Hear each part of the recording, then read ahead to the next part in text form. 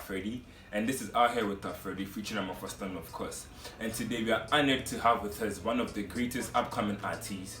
He's a model, he's an actor. I mean, this guy is all in one, man. He's no one but Fortune Asante. Fortune, What's up? welcome to Out Here with Afredi, man. Charlie. Charlie, it's been a long time. How are you? What is it? This is Fortune Asante, man. One of the greatest rappers I've ever met, man. Fortune, how was you, man? Where have you been? It's been a long time. Charlie, me I do. I've just been like, really on the low trying to figure some stuff out. You know how balancing work life and school is like sometimes. Interesting. I've just been moderately low key, not too low key, just moderately. I feel you. Interesting. So Charlie, thank you for being here with us. I'm honored. So Fortune, why Fortune? What's the story behind Fortune? The name Fortune. Yeah, okay. So basically, I know this has been like a conflict all the time where people sometimes misconstrue it as me, actually picking up the name. But the name is actually a translation of my tree name. My tree name is Omana, and then the translation of it is Fortune means like gold, it means wealth. You get it? So then it was always hard trying to get it on my bed sets and stuff because of the special characters in the name. So my mom just said, okay, let's just translate it to the English version, which is Fortune. So I was like, I never really actually used the name until I said, okay, let me pick a stage name. And the real stage name that would represent me and my mindset and how rich I am in terms of my mind state. My middle name, and that's Fortune. It's like I've really been in my thought processes a lot, sitting down, trying to piece stuff together. I'm into hip hop, so I don't really want to be shallow hip hop. I'm the kind of deep hip hop person, so it involves a lot of thinking, a lot of reading, and I feel like I'm still on that part of fully acclaiming those skills to myself. You get it? That's why I've not had music, but I've been cooking some. Like I told you, I have an album on the way.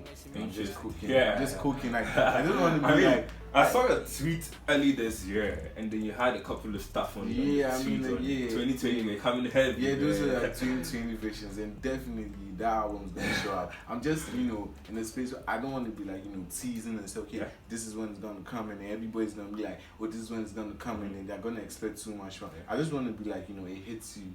Like the way a thief comes at night hits you. Yeah, I feel that, man. Interesting, man. Alright, so at what age or at what era of your life did you actually realize that music is my thing? Yes, okay, this story is really actually funny. Okay? So my dad was a DJ, right? When he was he was a DJ till he was 19, and he actually met my mom in the club.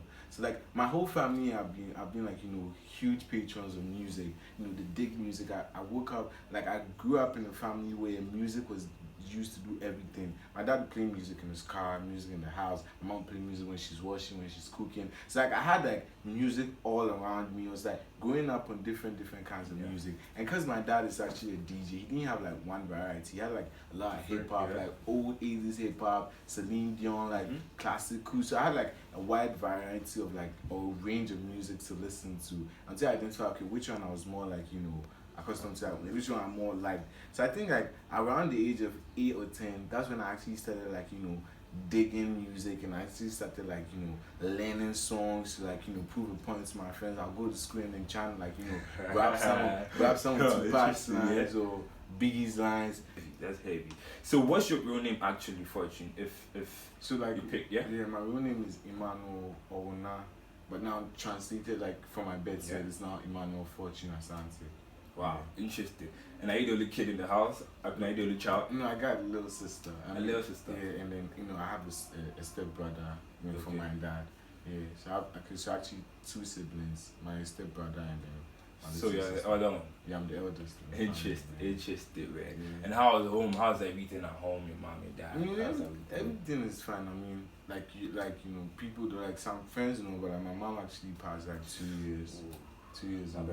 Not bad. So I'm just with my dad, and I'm trying to take out responsibility. Everything is actually really fine. Everything is by the grace of God on the right path.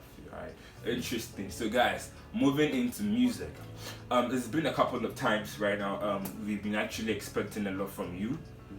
Because I mean, we've been waiting on you. Like, when is Asante dropping a new one and stuff? How far with music? So like, I know how like a lot of people actually be hitting me up and asking me like, yo, why you don't have new music out? And my only explanation for that is because like I'm in the space where like I don't want to rush and write. I want to like actually identify what content, because like right now I feel like I'm not in like the senior high school space. So I'm not in the limited space.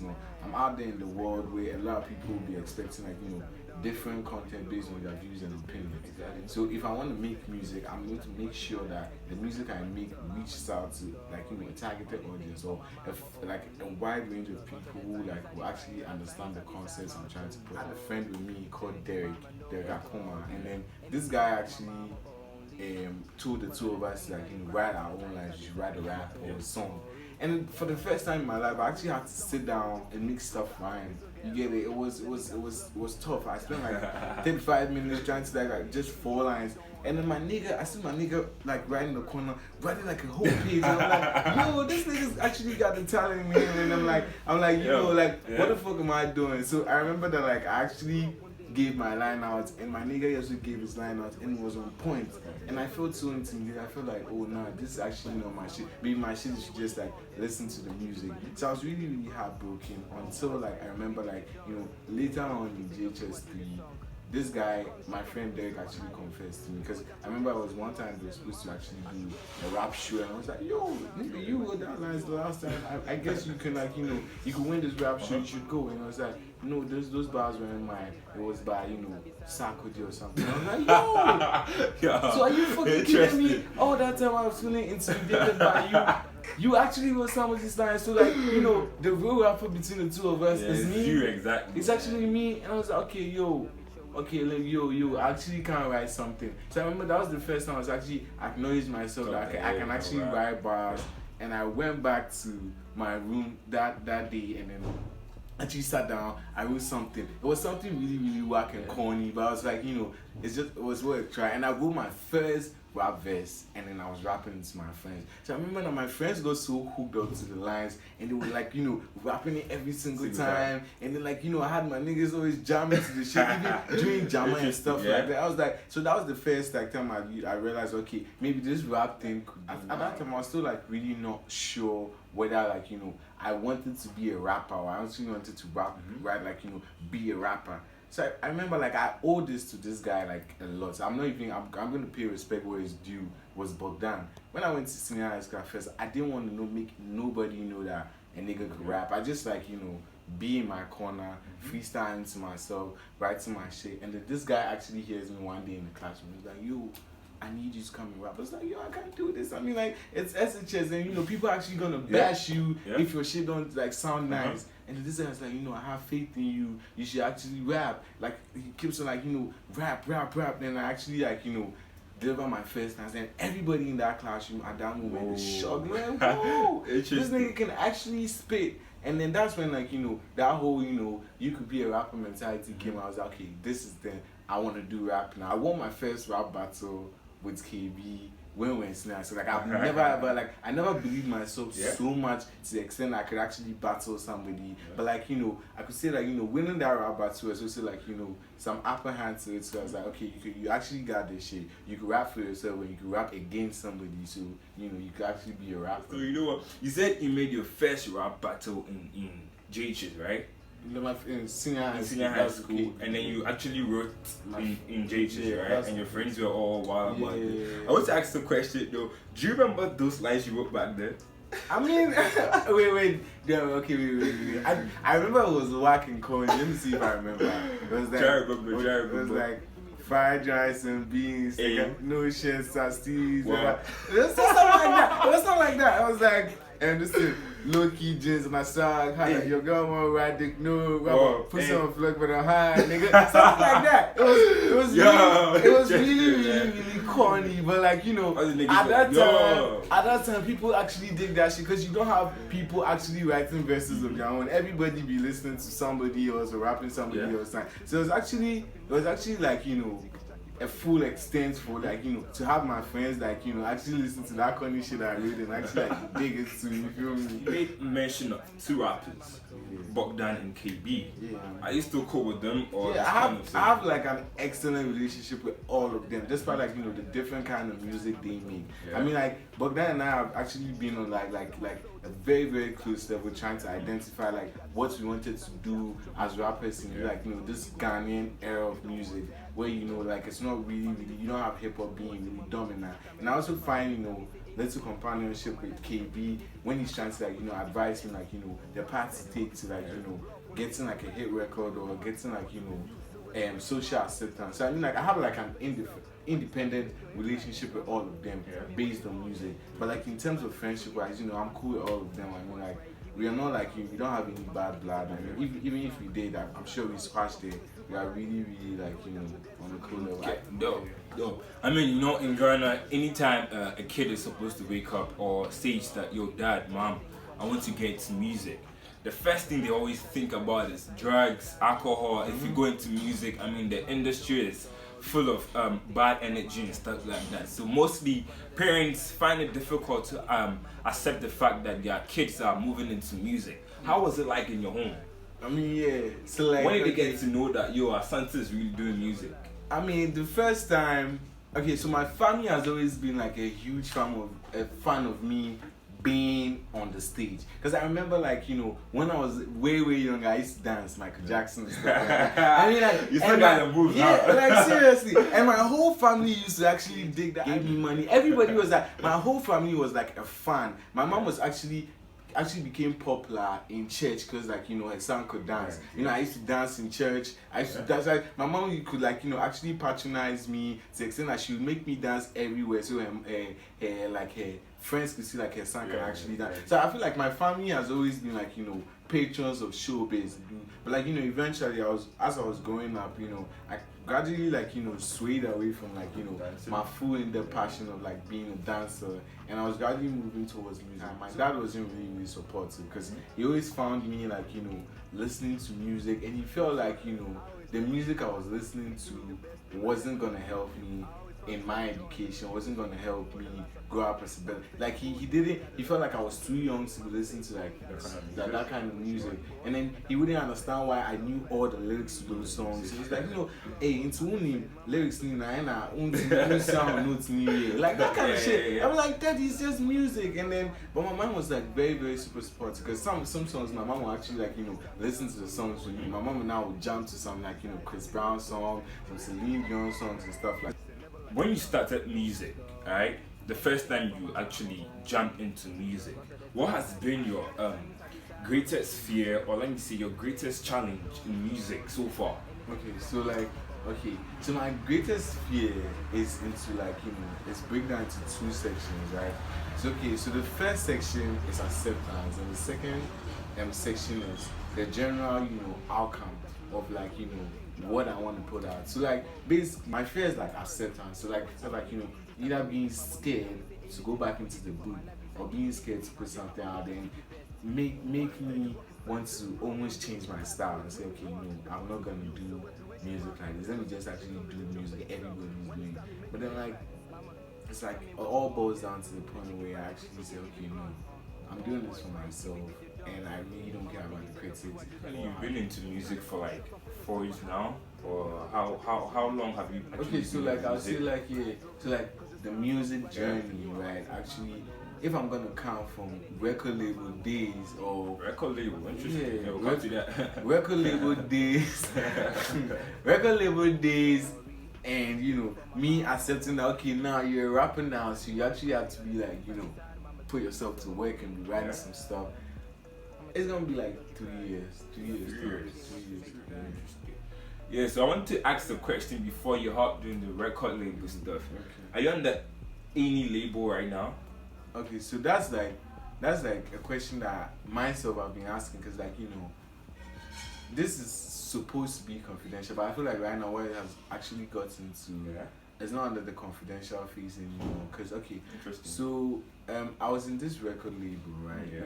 I still sometimes like battle like what actually makes you a part of a record label. Is it because like you sign papers, or is it because you fuck with the music they make, or is it because like you actually surrounded yourself by those individuals when you're making your music? Like, what actually defines somebody as belonging to a certain record label? And I actually never really had my answers, because I remember that I was in a record label called West African Records, right? West African Records. Yeah.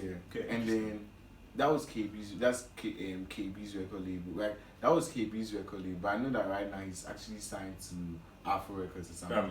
I'm confused. That record label belongs to KB, or he was under that He label? was under that record Okay, label. okay. So you and KB were under one label? Yes, under one label. West African Records? West African Records. And I remember the first time I actually say, let me hop in the booth, I'm in a record label. You know how like so many rappers have to like, make a lot of demos before they actually get into a record label. Yeah.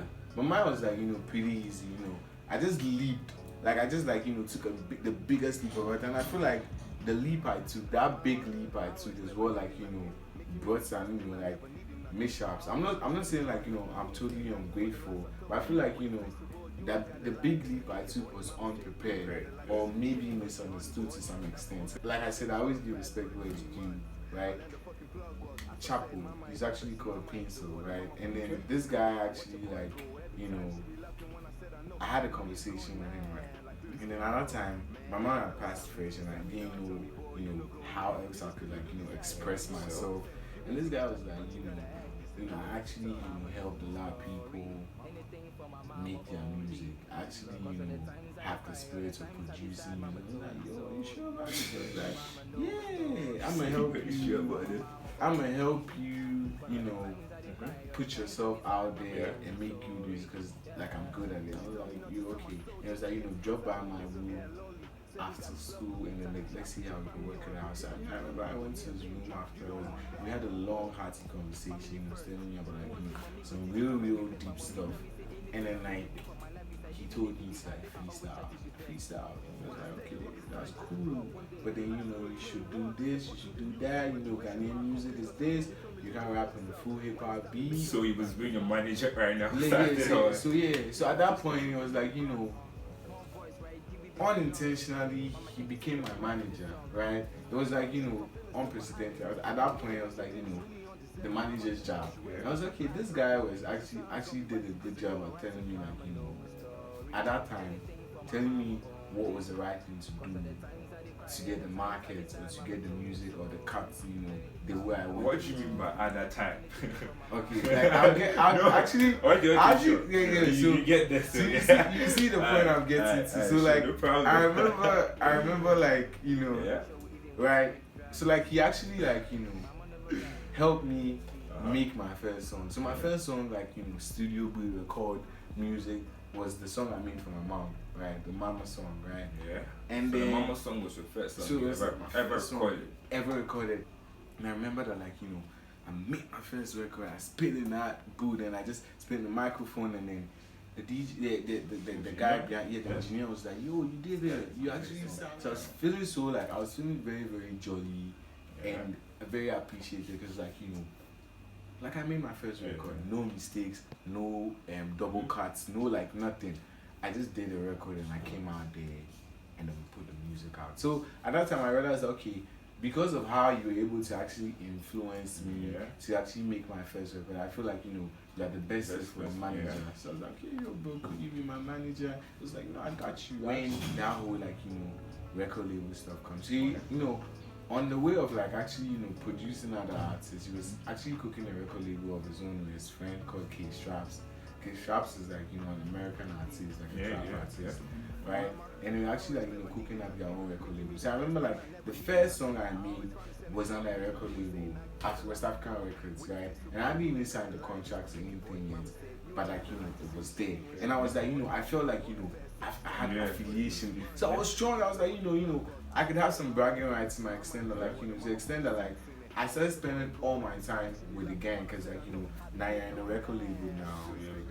So you were in the gang. So like, you had to like, beat like them and think like them. And then just not like I'm saying it because like, I'm trying to like, be fake or anything, but like, in depthly, I was fighting with something I called acceptance. You know how like, already I'm struggling with acceptance with my music. I was just struggling with acceptance as friends, because like these people, right, in my record label, people I was actually like, really, really like friends with. I was like, they were like, people I used to see around. I'm like, yo, what's up? How you doing, man? Like, they know me, I know them, but we're actually friends. So finding myself in their midst all the time was very difficult for me because I was always trying to, like, do or say things to act like, we are in the same party, to be on the same boat. Because the new girls I didn't know, the new people I didn't know. So I was always like lost in their conversations. And then, like, I always felt like, I was undermined. They maybe unintentionally they weren't trying to make me feel undermined. But me personally, I felt very, very undermined. I felt like, I was always like, in a space where I feel like all these people were better than me. So it's very, very hard to like,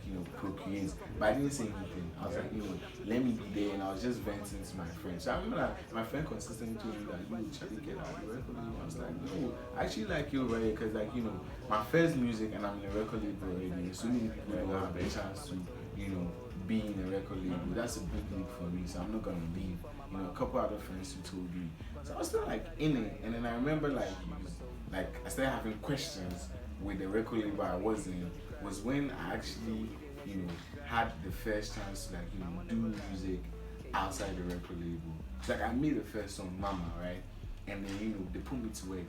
They were like, they started giving me like their criticisms, and I honestly accepted the criticism because that's what record labels do. They actually like train you and mold you to make the right kind of music. But I felt like my music was definitely going to be changed if I listen to everything they're going to say. Because like I remember at one point at the meeting, somebody actually passed the remark like his friend told him that after listening to my song, me after 3 years or 4 years, I'm going to be making I was like, yo, that shit actually really, like it actually really, like everybody had like a stare, everybody was laughing. But I was really, really hurt the way they see me as a person who's gonna be like, around up very soon. And I felt very, very hurt. But I just like, smiled at the gang so they don't feel like I'm taking hard for me to like, because it was a criticism. I started having criticism. People started saying, their own comments and stuff. People were saying I was off key, I was, rapping too fast, the beat didn't fit the track, KB was overshadowing me, the pigeon mixture wasn't like it's a whole lot of stuff. And I wasn't even thinking of that. I was really, really not in that space. But the only problem I did have, the people I went to the booth with, right? Or the people who heard the music after I made, because we didn't put the music right out when the music came. Everybody failed to tell me that this is your problem, this is what you did, like you should fix it, because we could actually go back to the studio and fix it. I mean, like that time it wasn't even out yet, because we were going to release it during the vacation. It was like 20 days before that time, so we actually had a lot of time, and none of them told me that you were off beat, you were off key, or what you were saying. Like none of that came from my camp or my support. So I found myself writing some Ghana music. I found myself writing tree music and pigeon music. And honestly, after I write those bars, I don't feel myself. I'm like, this is not you. This is not fortune. So it was like very, very hard to like make music. So it felt like this guy is always like lazy.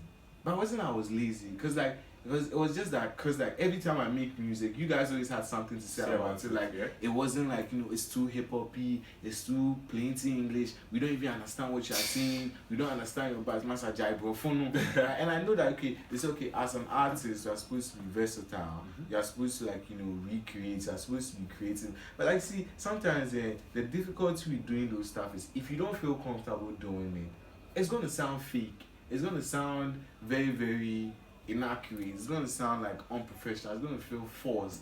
And then instead of getting an upliftment from the audience, you're gonna get hate. Exactly. You're gonna get bashing. You're gonna get criticism. I didn't have a problem with my manager actually. My manager and I were actually good friends. Him and I was always good friends. But the only problem I did have with him as my manager, not as my friend, was because that I felt like as my manager, you're supposed to like actually like my style or my music to be able to represent me. So that was actually like how that whole record label stuff went down. So you that with West African record label? Yeah, like I don't have anything against the record label, and I actually like support the artist. Yeah. KD is a very good friend of mine. I dig his music. I dig Quack's music, and a whole lot of people in the record label. I actually have no problem with anybody. And I don't know if my manager actually has a problem with me, but I know that we settled everything on a good score. Cool. Alright. This is interesting. The conversation keeps going on and on. Well, Fortune. Yeah. So after your first song, that was Mama, right? What was your next song? My next song was a song I did with very, very good friends of mine, like Afredi, Joey and Sophie Jude Mills, and Colleagues, Yeah, it was I actually I'm not even gonna lie. Yeah. One thing about that next song I made was acceptance. Like I felt acceptance. Like I can't even express how accepted I felt. Cause I enjoyed making that song because I felt like okay, I'm actually making music with people who actually dig my shit. People who actually appreciate my art enough to actually say okay, be on this song with me, or they appreciate my song enough to say Fortune, you actually killed this shit. Fortune. It's not like I actually am with people who were in line with me.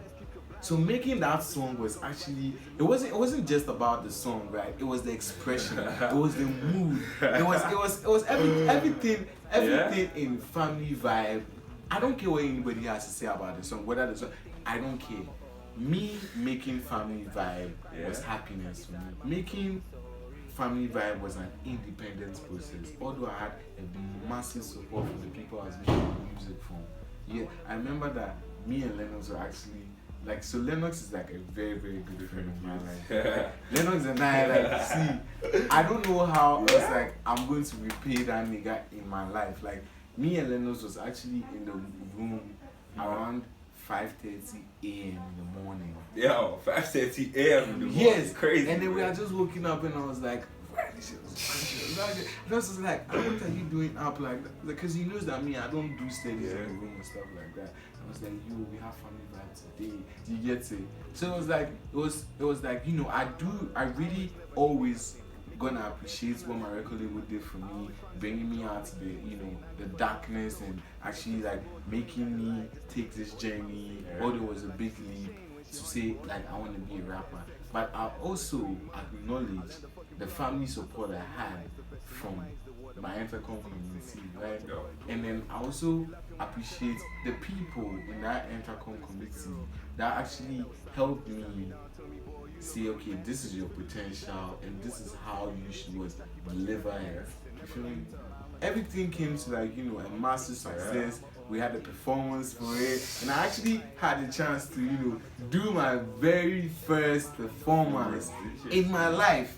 Seriously, I never ever expected myself to sing my own music on the stage, people jamming to it. It was a whole different experience. I wasn't nervous, and do you know what was crazy? The one person I wanted to listen to on me on stage. So I don't know, you realize that when I was performing, I had something a jacket on me. Yeah. So there was a phone in it. And my best friend was actually on the line. Damn, she was actually on the line. Yes, so really she was actually on the line. She was in Achimota. She was in school, but she had a yam. She called me on my yam. I was like, yo, I'm about to perform. And she was like, don't be nervous, Fortune. You actually got this. So I was like, okay, I'm going to take you on stage with me. And I'm going to listen to me. And she's like, yes. And then I put it in my pocket and I performed. And I could hear her shouting behind the phone. And that was enough. That was that was lovely. And it was amazing because Lennox was with the crew. Lennox was performing with me. Lennox was right beside me. Lennox was doing my shit. And I was like, yo, Lennox actually is my nigga. Lennox was there with me whilst I was doing my performance. I was like, seriously, I don't know another soul to thank. Seriously, Lennox and the Family Vibe crew actually helped me overcome my fear of acceptance and overcome my fear of outcome. So relax. How many songs do you have now? How many songs have you actually recorded now? Okay, so basically it's just 2 songs. Family Vibe, that was a collabo song, and then Mama. Mama. That was also a collab song with Okay. KB. But like right now, like I said, the new album coming is supposed to be solo. It's like a solo album, just me, nobody else. Because I felt like, you know, my whole journey has been like, you know, collaborations, and I've not felt a chance to be in my individual shoes to make a craft like, you know, the way I want it, or make a craft that will make me challenge myself in a single arena. So yeah, so the new album that's coming is actually like a solo album. Yeah. So you guys heard it here first. Fortune is dropping his album very soon, so heads up. So alright, moving from music now, diving into your personal life a bit. Is there anyone in your life, or who's the sidekick in your life, man? Okay, Who's the sidekick in your life?